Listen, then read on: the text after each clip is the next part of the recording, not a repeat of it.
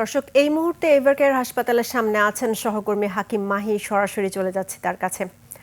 হাকিম, ওসমান হাদির সর্বশেষ অবস্থা কেমন? চিকিৎসকরা সর্বশেষ কি বলেছেন, আমাদের বিস্তারিত জানান।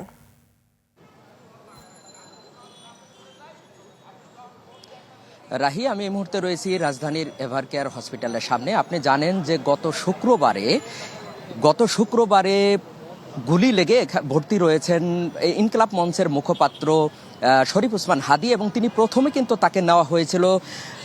তাকে প্রথমে নেওয়া হয়েছিল ঢাকা মেডিকেল কলেজে, এবং সেখানে তার একটি সার্জারি হয় এবং রাতের বেলা এখানে কিন্তু তাকে পাঠানো হয়, অর্থাৎ এভারকেয়ার হসপিটালে। এখন কিন্তু তিনি এখানে ভর্তি রয়েছেন এবং তিনি সংকটাপন্ন অবস্থায় কিন্তু এখানে বর্তমানে রয়েছেন। আজকে সর্বশেষ অবস্থা যদি আপনাকে জানাতে হয়, আপনি জানেন যে আজকে সকালে একটি সিটি স্ক্যান হয়েছে এবং সেখানে তার যে ডাক্তার রয়েছে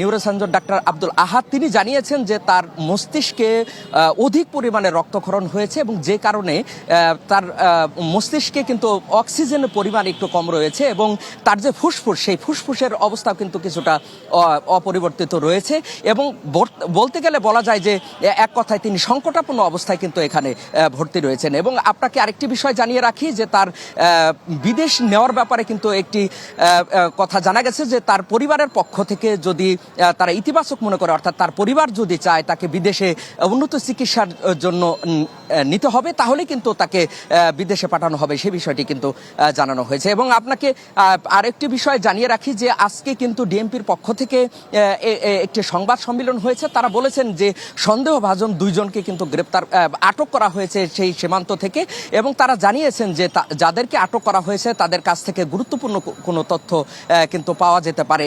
এবং আপনাকে আরেকটু বিষয় জানিয়ে রাখি যে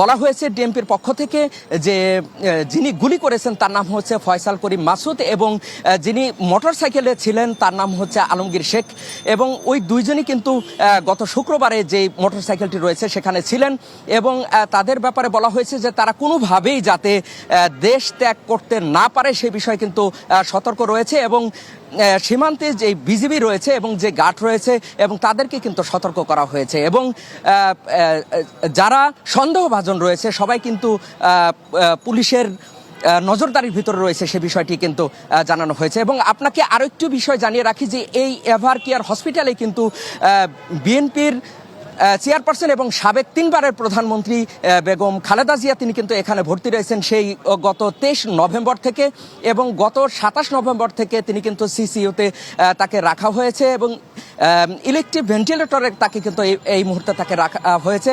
এবং আরেকটি বিষয় জানিয়ে রাখি, তিনি কিন্তু এখনো সংকটাপন্ন অবস্থায় কিন্তু রয়েছে।